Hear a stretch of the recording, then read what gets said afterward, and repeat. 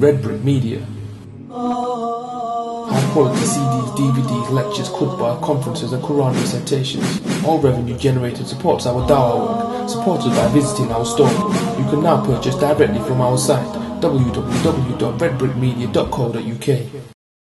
أعوذ بالله من الشيطان الرجيم.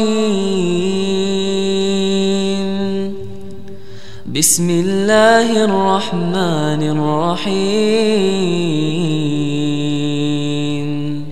بسم الله الرحمن الرحيم. الصلاة والسلام على رسوله الكريم سيدنا ونبينا محمد وعلى آله وصحبه أجمعين. I'm going to mention, inshallah, a few points that really have impacted my life and changed. There are many people in my life that I'd like to think that they left a lot of change and impact. But I'll just mention the 5 main points. The first one, or the first time actually, I was very young and I used to go to the Masjid. Not because, I want to pray. I went to the Masjid because I saw people keep going to the Masjid. And then, subhanAllah, shortly after that, one day my brother was driving, I was sitting on the passenger seat, and this man who had the most beautiful smile, I can still remember this. I don't remember anything else except that smile. I came and he stopped my brother, he's a Somali brother by the name Harun, and he leaned down on the window and he said, "Is that your son?" And my brother looked at me and he said, No, he's my little brother. And he said, MashaAllah, MashaAllah, he's always in the Masjid. When he said that, I felt so good about myself. So starting from that day, I started going to the Masjid. Instead of sitting in the back, I started sitting in the middle, from the middle, in the front row, until I became almost behind the Imam. Just for him, because I wanted to impress him. I was only 7 years old. And then I realized later on that this is not what Allah wanted. So I decided to become little mullah, little Sufi Sheikh, or little, radical, if you want to say. So everything I want to come back from the Masjid, go to the house, and I hear the Sheikh saying something, so I will say, this is haram, you cannot do this, you cannot touch this, you cannot eat this, you cannot drink this, you cannot sit like. So I became, haram police in the house, and my family, they had enough with me. And subhanAllah, because that time, they were all Sufi. They were Sufi and Qadiris who were living in Saudi, but they were Sufis and they were Qadiris, and they hate Wahhabis. So they thought that I'm going to become a Wahhabi as well. So they took me to this old Sheikh and they said, "We have a problem with our son. Can you tell him about Islam?" So the Sufi Sheikh told me, if I finish reciting the Quran before I reach the age of 40, I'm going to lose my mind. I'm going to become crazy. In Somali, I'm going to become crazy. So my family decided not to allow me to go to the Masjid and lock me in.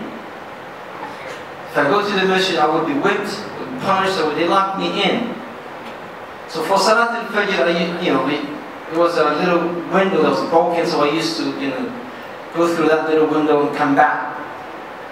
And then subhanAllah, because of that brother who really made that change, just because of one word that he said, I lived like that until I was like 13, 14, around that age. And my family realized they can't stop me going to the Masjid. So they said, okay, the best thing to do this kid is, take him out of Saudi. He's too happy for us, therefore take him to the state. So they told me, okay, you're going to go to this state. And the way they explained to me, the state was al-Firdaus al-A'la for me. That was the highest level that anybody can achieve, just to come to this state. So I came to this state, and the way they explained to me, the state was al-Firdaus al-A'la for me. That was the highest level that anybody can achieve, just to come to this state.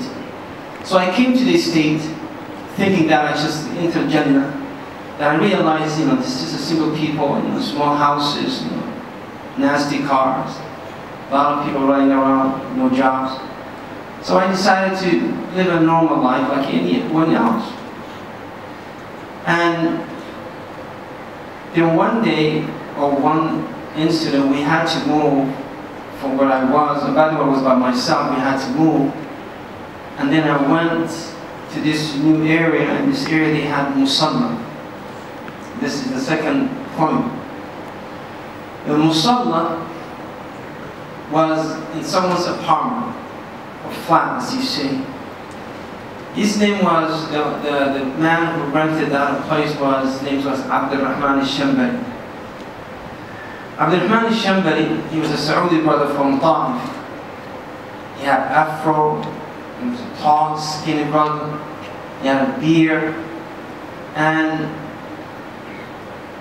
he used to invite everybody to his house every Fridays. And then one night, subhanAllah, the Sheikh decided, while he was just sitting in the halaqah, he used to teach. He was a little boy, and he sat back, and he looked at me like this, and he stared, and I was like, what is he looking at? And then he leaned forward, and he said, you're going to be an imam. And in my mind, that was the last thing that I ever wanted. Because I remember when my brother was putting me on the plane to the States, he told me, don't come back, go study medicine, marry a white lady, have children, and become an American. That was the wasiyah. So when he told me, I'm going to be an imam, I said, no, Sheikh, I'm sorry, I'm not going to become an imam. I'm here to study medicine. So he said, no, you're going to become an imam. I think this man is the one. A lot of you may say, my Sheikh so-and-so, my alim so-and-so, my ustad so-and-so had impacted my life. But I think for me, I thank Allah subhanahu wa ta'ala for bringing that man into my life. So he realized how I responded, that I really do not want to become multazim or mutawwa, someone who's practicing. So he said, khair inshallah. So he gave me a chance, another chance, and every day he would tell me and teach me a little thing, until he pulled me in the corner and said, you have to lead the salah. And Asman Hakim can tell you sometimes Saudis, they can be very persistent and they don't give up. So this Sheikh, he said, you're going to lead one salah. I said, never, it will never happen for my dead body. So he said, Ya waladi, my son, Habib, just one salah. Finally I agreed to give him one salah, just for the man to drop this subject and carry on his life. So I said, I'm going to lead Salat al-Asr. Why Salat al-Asr? It's a silent Salah. Nobody will know how many mistakes I just made in Salah. Nobody will know if the Sheikh Hassan thinks his voice is terrible, you should hear my voice. Nobody would know what I'm doing. So I said Salat al-Asr. He said, fine, Salat al-Asr. So I gave him Salat al-Asr. And when I finished the Salah, he turned to the audience, to the Musallin, and he said, did you ever pray such a beautiful Salah like this one? Did you ever? This young man, he's a natural imam.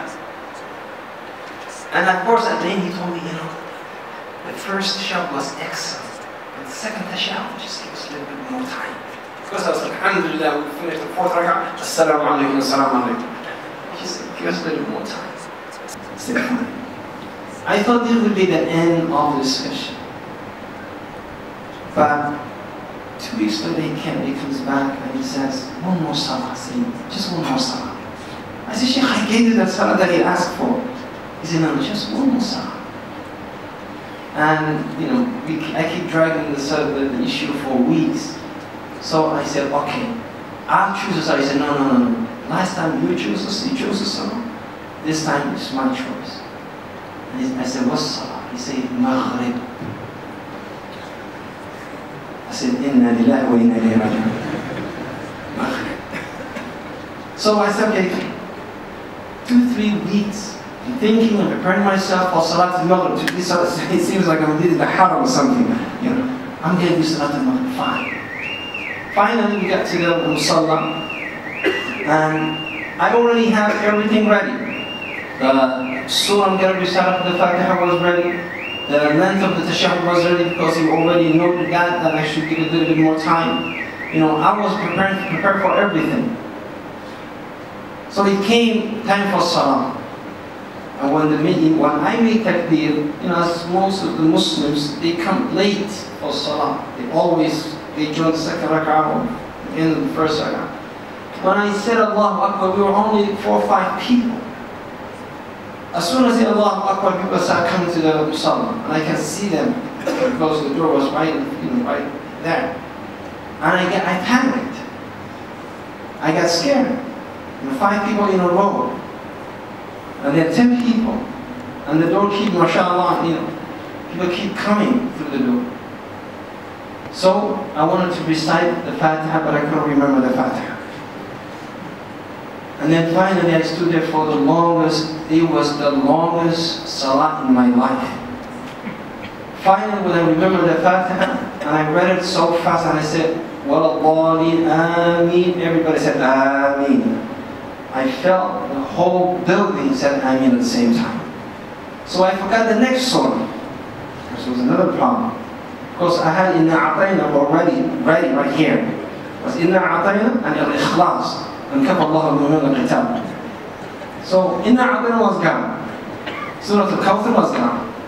So I stood there, and I stood there, and I stood there. I can hear the people breathing. And subhanAllah.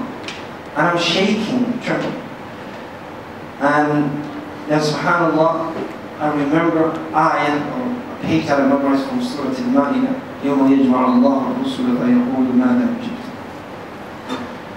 And I recited there, subhanAllah, I finished the salah, and that one was the worst salah ever. When I finished the salah, that Sheikh, for the whole night, had nothing else but good things to say about me. Every time someone comes to the Masjid, to the house, do you know who did the salah? You missed your power of your life. Sa'id did the salah. And you know what he read, and you know what he said, and you know how beautiful his voice is, and Allah knows the truth. You know, and then he said when everybody left, he said, just stay behind. I stayed behind. And he said, listen, I want to teach you. I want to teach you all. You have a lot of potential. And I'm going to teach you aside from the Fatiha. Because he knew I just butchered the Fatiha, I killed the Fatiha. So the Fatiha, and the surah that you recite. So every night I will come and he will teach me to read, and so on. Alhamdulillah. The third point was, you know, after that the man left to Saudi and he went back, and I felt yatim because the man left. And then I just said, you know, no ilm, no nothing, just stick to the salah. So I stayed with the salah. And then the Ethiopian boy, after that, 15 years old, came and he said, why don't you go with Jama'ah? There's a mu'tamar, Jama'ah Tabligh. So I said, sure. So I went to Jama'ah Tabligh, and I was very impressed with them because I've never seen that number of Muslims in the same place, you know, the way they dress, the way they walk, the way they were doing. They had ijtima' in an outdoor area, they had little so-called Suq al-Madina, you know, little places, little stores, and everybody. So I was so, wow, this is, you know, Medina. Of course, later on you move on in your life.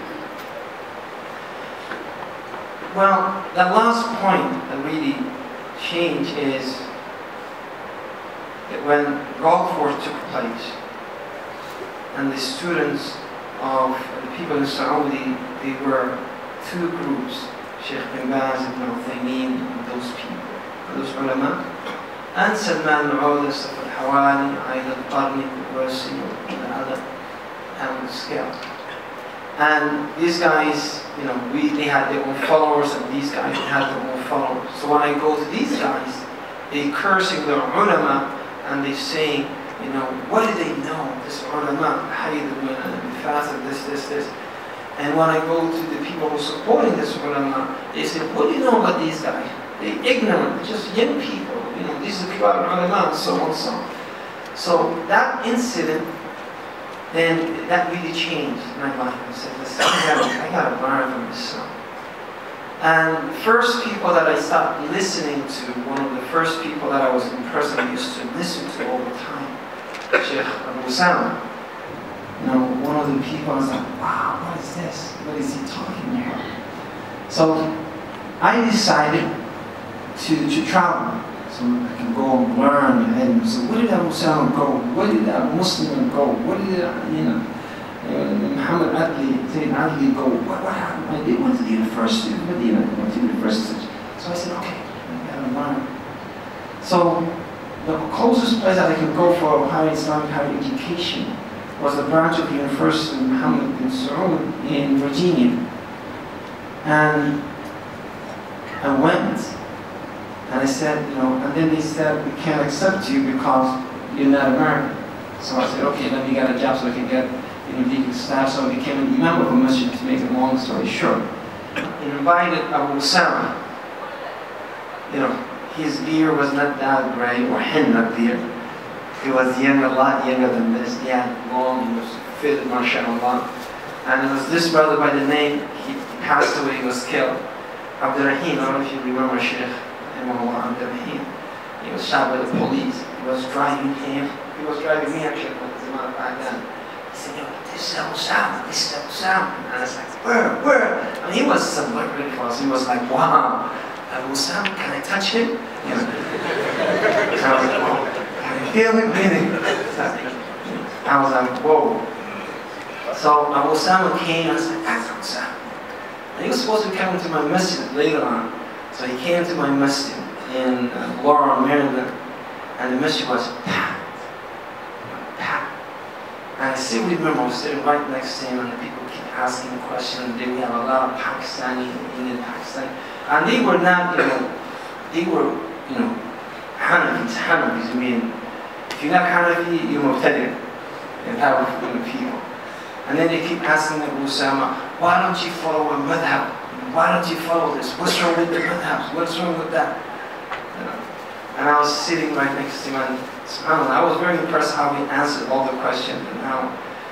So these are some of the things, some of the turns in my life that it took, and most of them really was played, you know, by someone else. So may Allah subhanahu wa ta'ala reward everyone from Harun, Brother Harun, just because of that smile, that little encouragement from Sheikh Abdurrahman Shambali, the very Ethiopian brother.